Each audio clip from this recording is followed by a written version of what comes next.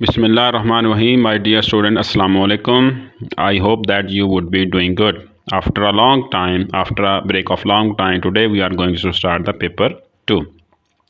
In the last lecture, we were studying about the personalities of Islam from paper 1. We studied few personalities and I gave you the sketch. I gave you the pattern that how you need to read about the personality, how you need to understand the personality, and how you need to write down the answer regarding the important personalities. You need to follow the same pattern for the rest of the personalities, like scriber of the divine revelation, like wives of the Holy Prophet, like the descendant of the Holy Prophet, and others are important personalities. So follow the same pattern which has been given to you by me in the last lecture. So today we are going to study the paper 2. So in the same way, paper 2 has been divided into 5 different chapters. So in the paper 2, in final exam of O levels or IGCSE, whatever that is, there will be 5 questions given to you in the final exam. You have to choose 4 of them. So in this like the paper 1, question number 1 and question number 2 will be compulsory. You have to solve them, and from the rest of the 3 questions you can choose any 2 questions, but you have to solve them within the given time and within the given space. Time of 90 minutes, 1 hour and 30 minutes, and you will be given a sheet. You have to answer over them. Okay, the first question, the compulsory question, is hadith of the Holy Prophet, peace be upon him. So in the paper 2, you will be given specific hadith up to 3 to 4 hadiths. You have to choose just 2 hadiths from the given hadith. You have to choose 2 hadiths from the given hadith. So hadith might be in your paper 3 or 4 or 5, whatever that is. Choose the hadith wisely. Choose those hadiths about which you have a specific knowledge, about you have the specific information. Got it? So that question that question will be of 8 marks. You have to choose them. Okay. Second question will be from paper will be from the history and importance of the hadith. Like the paper 1, actually this question also have the same method. There will be 2 parts of the question, part A and part B. Part will be of 4 marks, while part A will be of 10 marks. You have to solve the question, and these 2 questions are known as compulsory question. Now let's move towards question number 3. Question number 3 will be from rightly guided caliphs. So in your syllabus, the 4 rightly guided caliphs, Hazrat Bakr Siddiq, Hazrat Umar, Hazrat Usman, and Hazrat Ali Raziyallahu Anhum Ajmain, you will be given a question from these parts.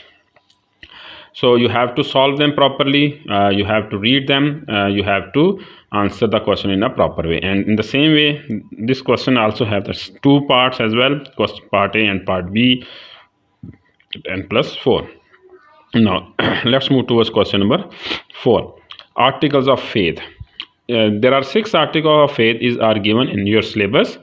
Examiner can ask anything from any articles. You have to prepare all of them. You are not supposed to skip anything, because if you skip anything you might lose a question. You might lose some points over there in the exam, because sometimes examiner used to ask 2 questions from this chapter. So that is why you are not supposed to skip anything. Articles of faith, part A and part B, 10 plus 4. Same pattern of the like the previous question, and same pattern like the previous paper. Last but not least, pillars of Islam. Pillar of Islam are 5, and examiner can ask anything from this pillar, and the same way this question also have the same pattern, 10 plus 4. Read them and carefully and try to understand what is examiner actually asking from you people. You have to give an answer, right answer in proper way. Okay, now let's move towards question number 1. Hadith of the Holy Prophet, peace be upon him. So we are going to study 1 hadith in a day, inshallah. I will try my best to give you the proper information about everything. So hadith of the Holy Prophet, peace be upon him, is of question number 1. So there are 20 ahadith are given in your syllabus. So these ahadith are very much important because the ahadith, teaching of the ahadith used to guide us, dictate us, not only our personal activities but also our social activities. So because of this, these 20 ahadith has been divided into two groups. Number one is personal and number two is social. You have to mention whether that hadith is social or personal in the start of the answer. I will let you know that how you can write down the proper answer, inshallah, in tomorrow's lecture.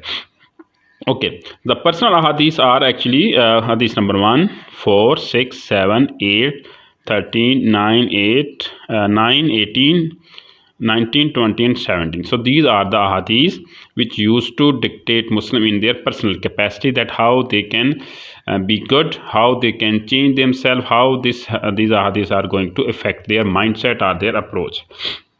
Okay, now let's the second group is of social ahadith. Social ahadith are from your syllabus this hadith number 2, 3, 5, 10, 11, 14, 16, 12 and 15. So these are the social ahadith. So there are few hadiths which do have both parts. They might be a personal, they might be a social. It's up to you that in which category you are going to put the specific hadith. You are not supposed to worry about that one. Got it? So there are few hadiths are in the syllabus which used to highlight, which used to give dictation about both parts, personal and social aspects. Okay, now let's move toward the next point. So basically the question from the hadith do have the two parts, like the question of paper 1 as well. Okay, so question 1 of paper 1 also have the two parts. In the same way, question 1 of paper 2 mean hadith also have the same part A and part B. Part A will be about main teaching what Muslim believe. Okay, so what does that mean? It means that actually you have to write down, you have to actually mention what teaching has been described by the Holy Prophet, peace be upon him, in a specific hadith of social or personal conduct. You have to mention 3 to 4 teaching in different paragraphs, then you have to write down them.